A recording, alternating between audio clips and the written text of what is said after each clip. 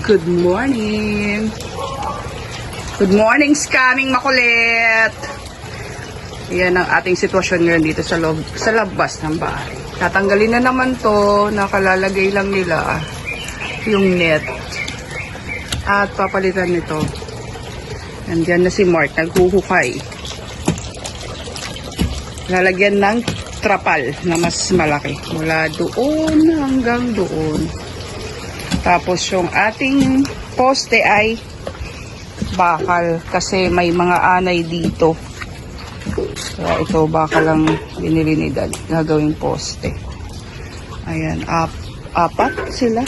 Tapos yung brace, yung mga 2x4 yata dyan o 2x3. I don't know. 2x3 ba to, Dad? 2x3. Saan dyan yung mga halaman ko ngayon? Hindi ko pa naaayos. Aayusin ko pa yan. Maya, papakita ko ulit sa inyo kung paano siya itatayo. At ang kulit ng mga alaga natin. Mamaya papagalitan to ni Dad. Ay. Ano mo bang pakiramdam dito? Para kang... Aray ko. Ay. Ngayon yung ano ginagawa.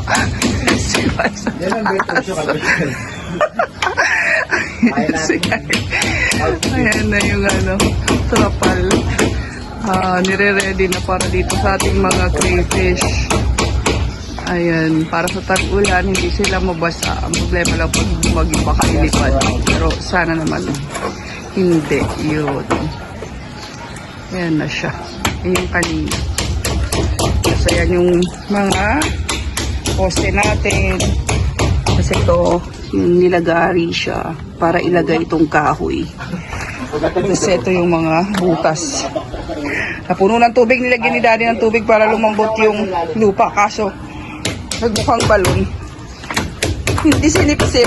Nagkaroon ng tubig sa loob. Malalaglag. Ayan. Ay, naku. Nagmamantika yung tubig, oh.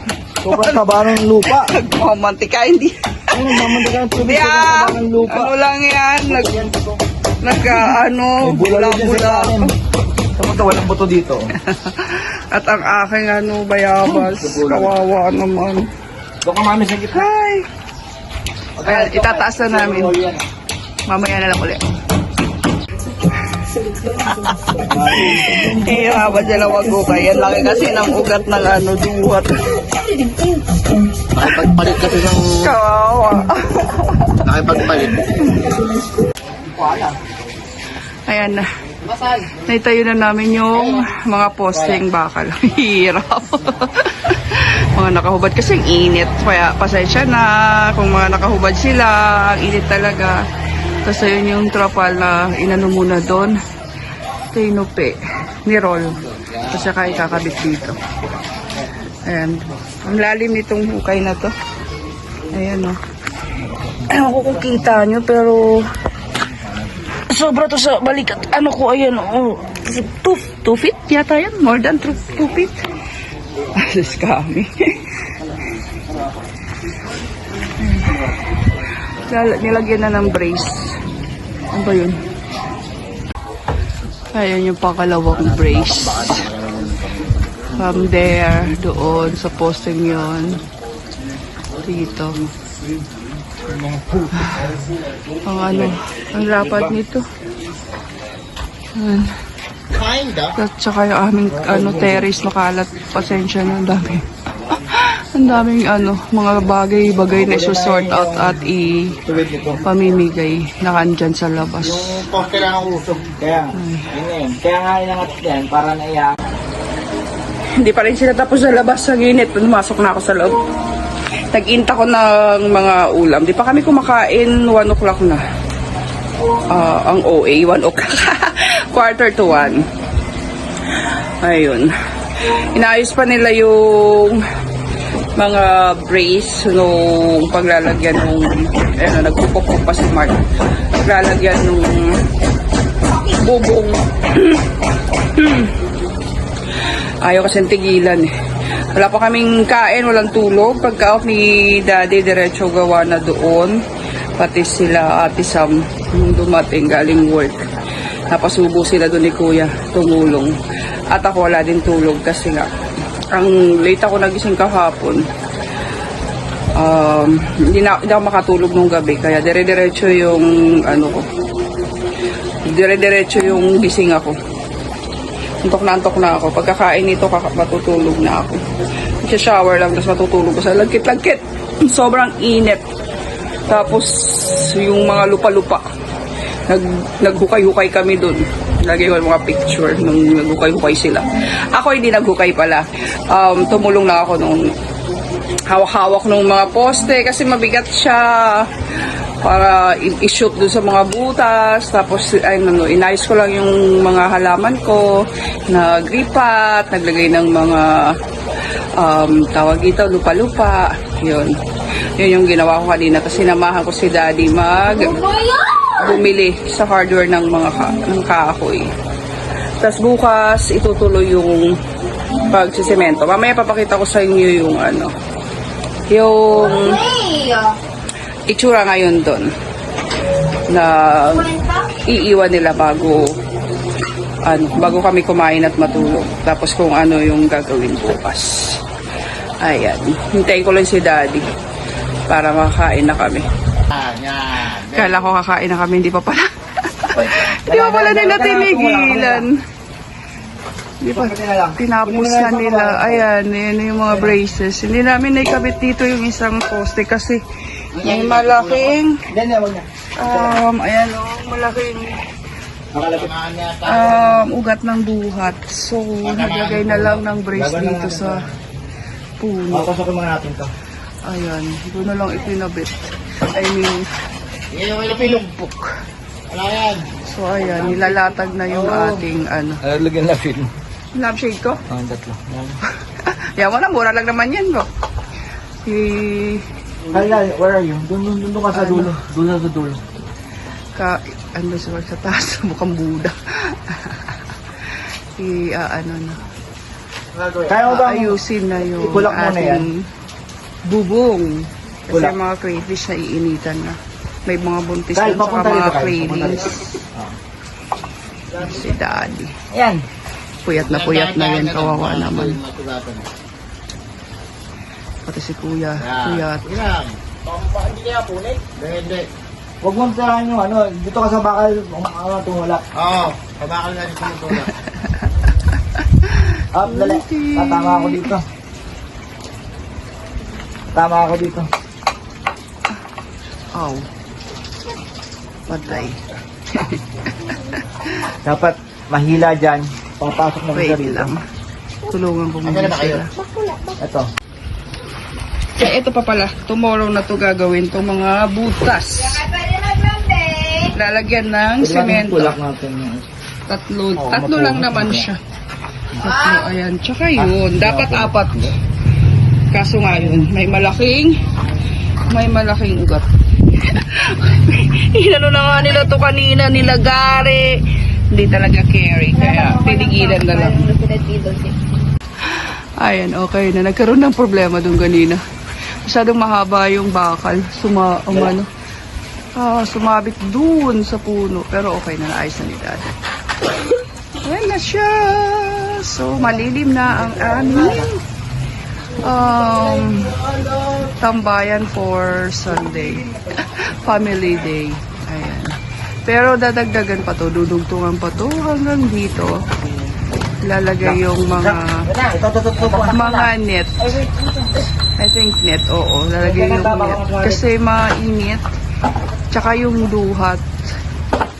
May mga bunga. Internet. Ayan. Okay na! Yay! Ito na siya sa dulo. Daddy, bakit ganon? May nakalawit dito. Ganyan ba talaga yan? May parang space ni Puwang. Oh, siguro kasi ikiklip pa.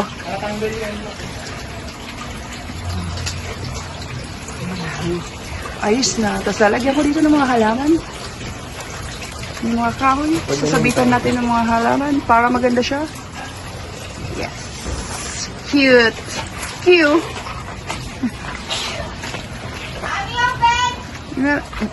Sa paki-open mo nga. Be. Hello! Very nice! Ready na for party-party?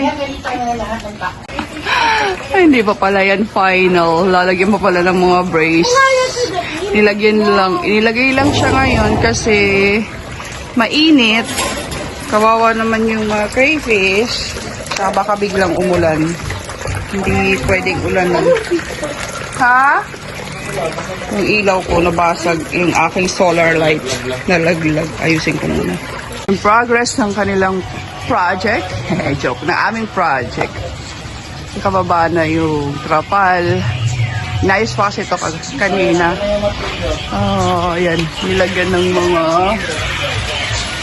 braces pa para umangat siya. Ayan, hindi lumundo, pag umulan. Minamadali na kasi paulan na. Kawawa naman yung mga craze doon. Iskari mo sa mga pakiramdam. Ang kulit kasi.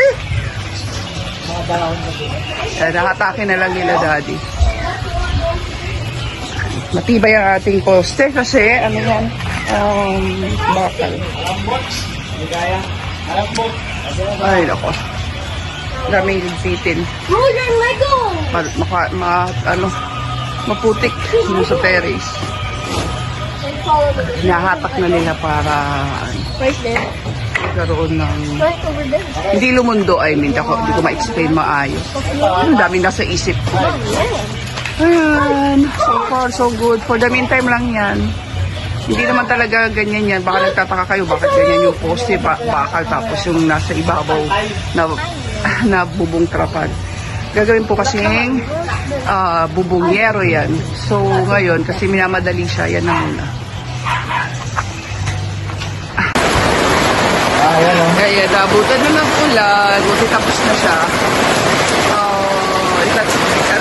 Testing kung may tutulong o may lulunod para malaman kung saan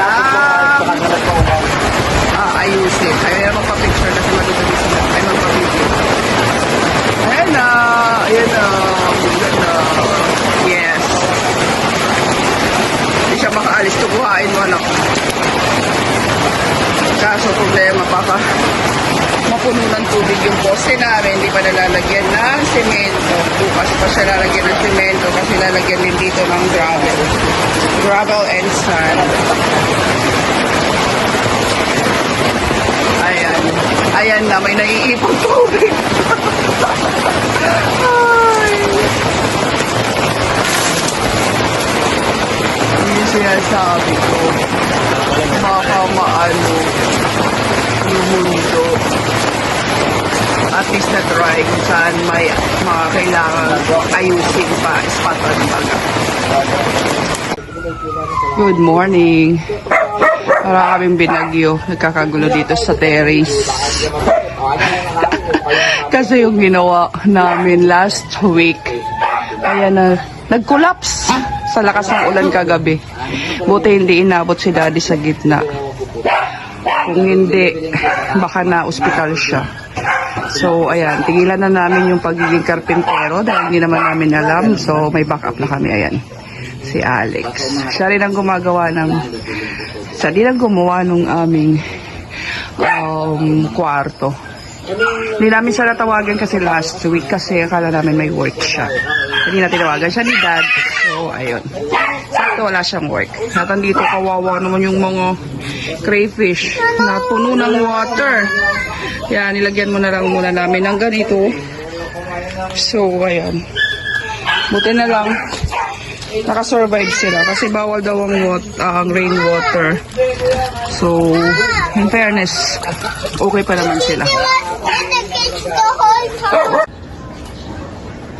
Na, pwede na. Laban. Andun si daddy. Ayokong kunan si dad kasi nakahubad. Ayan. Hindi naman umabot sa pangalawa. Okay na siya.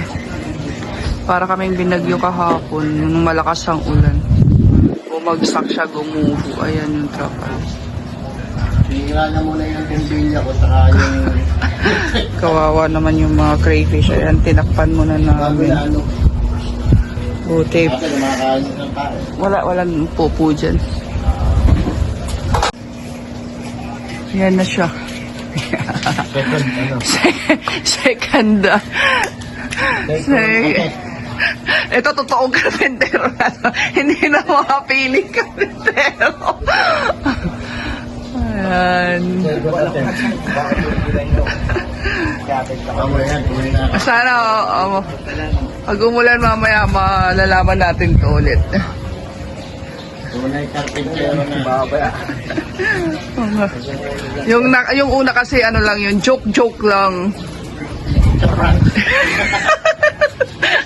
It's a prank! Tunay sa prank lang. Ngayon, hindi na to prank. Totoo na ito. Ayan. Nilagyan ng maraming brace, tapos nilagyan ng tali. Ayan. Para hindi siya lumundo. Nilagyan ng, Tama mo na election. tawag dito, yan, alambre. At sana this time mag-work na siya talaga ng maayos.